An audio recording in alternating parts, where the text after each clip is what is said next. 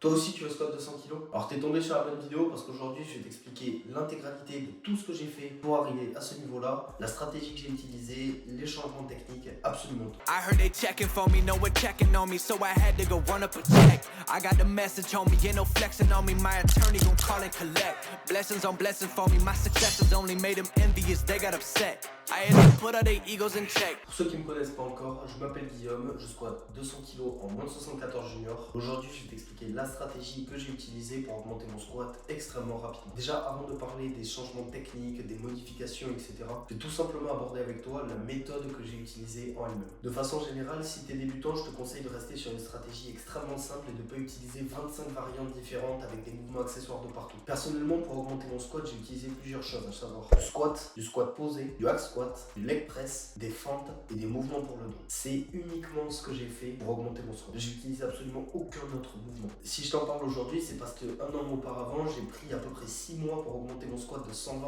à 140 kg, donc juste de 20 kg. Et tu vois, sur cette dernière année, j'ai pris 9 ou 10 mois pour augmenter mon squat de 140 à 200. Donc si tu veux, j'ai une vitesse de progression qui a été largement plus vite en sachant que j'étais quand même un petit peu plus fort. Donc c'est pas du tout logique et je vais t'expliquer pourquoi en fait ma méthode initiale était pas bonne et cette méthode est correcte. Déjà, il faut que tu comprennes que, comme je te dis, la simplicité, c'est ce qui va fonctionner le mieux. Pourquoi? Parce qu'en fait, ton objectif initialement, c'est d'être meilleur sur le squat. Donc le plus tu vas faire de mouvements parasites, donc des leg extensions, des mouvements à droite, à gauche et tout, chaque mouvement que tu mets dans ton entraînement, il faut absolument qu'il ait une utilité. Si tu mets un mouvement et que tu es en mode, ouais, je sais pas trop à quoi il sert, dégage-le. C'est aussi simple que ça. Déjà, ça va te faire énormément de place, ça va te rajouter beaucoup plus de ressources pour les mouvements qui sont vraiment importants. Donc l'énergie que tu passes par exemple à faire tes leg extensions ou je sais pas quel mouvement qui sert absolument à rien, mais tu vas en fait tout simplement pouvoir le remettre sur tes squats par exemple. Donc forcément tu vas être plus fort sur tes squats, etc. Et après c'est un cercle vertueux. La seconde chose que tu vas vouloir faire, c'est de focaliser sur l'augmentation de ton 1RM. Tu fais un squat et tu veux être bon sur une rep. Tu veux pas être bon sur des séries de 12, tu veux pas être bon sur des séries de 8. Tu veux être bon sur des séries de 1, sur des singles. J'en profite pour te rappeler de t'abonner et d'activer la cloche pour être notifié quand je sors une nouvelle vidéo. Donc l'objectif c'est quoi? C'est de programmer de manière à ce que tu sois meilleur sur des singles. Donc moi ce que je te conseillerais, si tu veux, en particulier quand tu es débutant, c'est de faire vraiment que des séries de moins de 6 reps. Jamais faire plus de 6. Pourquoi? Parce qu'en fait ça va largement mieux transférer au 1RM et dans tous les cas quand tu es débutant, tu seras forcément entre guillemets faible. C'est pas méchant, c'est juste un fait. C'est quand tu es débutant, le fait que tu es débutant, forcément c'est que tu n'es pas très fort et donc tu peux pas causer énormément de dégâts au niveau de ton système nerveux. Tu vas quasiment toujours récupérer de séance en séance, à moins que tu fasses vraiment un volume qui est excessif. Et à ce moment-là, ça va être le point que je vais aborder tout à l'heure, à savoir le volume d'entraînement qu'il va falloir que tu réduises peut-être un petit peu si tu as des difficultés au niveau de ta récupération. Pareil, si tu veux hypertrophier tes quads, ce qui est quelque chose d'extrêmement intelligent pour augmenter tes squats, parce que les squats, faut pas oublier que c'est évidemment un mouvement qui est extrêmement axé sur les quads, utilise des mouvements accessoires. Je serai à ta place, j'utiliserai pas par exemple du squat tempo ou quoi que ce soit, vraiment focalise uniquement ton squat sur du squat ou du squat posé. Vraiment des variantes en fait qui vont toi t'aider et qui n'ont pas pour objectif de mettre très peu de poids. L'objectif c'est juste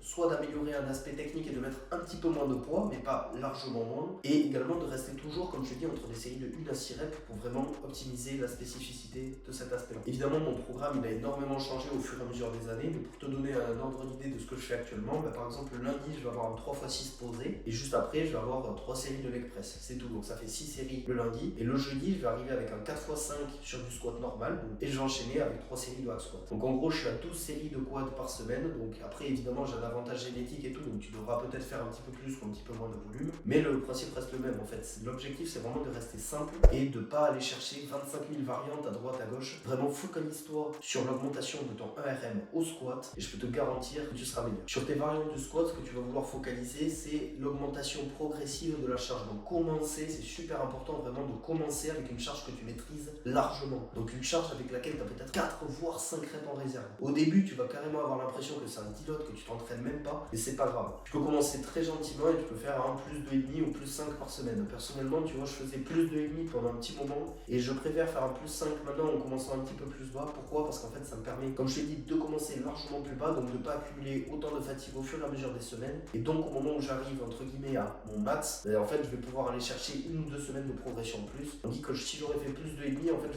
je vais devoir commencer beaucoup plus haut et donc en fait je vais accumuler beaucoup plus de fatigue au fur et à mesure, donc c'est pas quelque chose qui est intéressant. L'intérêt de procéder de cette façon là, c'est que vu que tu commences avec une charge qui est extrêmement légère, ça te permet d'avoir une technique entre guillemets parfaite du début à la fin. Et ce qui est intéressant, c'est que si tu as une technique parfaite du début à la fin, en fait tu vas répliquer ça de semaine en semaine et au fur et à mesure ta technique, si tu focalises vraiment dessus, tu vas arriver à l'améliorer, à l'optimiser avec des aspects sur lesquels tu vas vraiment pouvoir t'améliorer. Pour ce qui est des aspects techniques, personnellement j'ai focalisé sur 2 aspects principalement, à savoir le bracing et le fait d'ancrer la barre dans le dos. Donc le bracing, personnellement, il permet d'être beaucoup plus fort et en particulier en bas du mouvement. Donc le moment où en général tu commences à partir vers l'avant, ça peut être réglé en général en augmentant ton bracing. Donc si tu as un meilleur bracing, que tu arrives davantage à faire un bon bracing et vraiment à te focaliser là-dessus, à bien contracter à fond tes abdos, à bien aller chercher un maximum d'expansion, on va dire au niveau de la ceinture, à ce moment-là tu vas être beaucoup plus fort et tu vas pouvoir mettre beaucoup plus. Donc si tu focalises cet aspect en permanence dans ta tête, arrivé en bas de ton squat, normalement tu seras beaucoup plus fort. Et évidemment le bracing, tu ne veux pas y penser juste en bas de ton squat, tu veux y penser depuis le début et tu veux le faire depuis le début, mais juste en fait arriver en bas, ne pas en fait partir en avant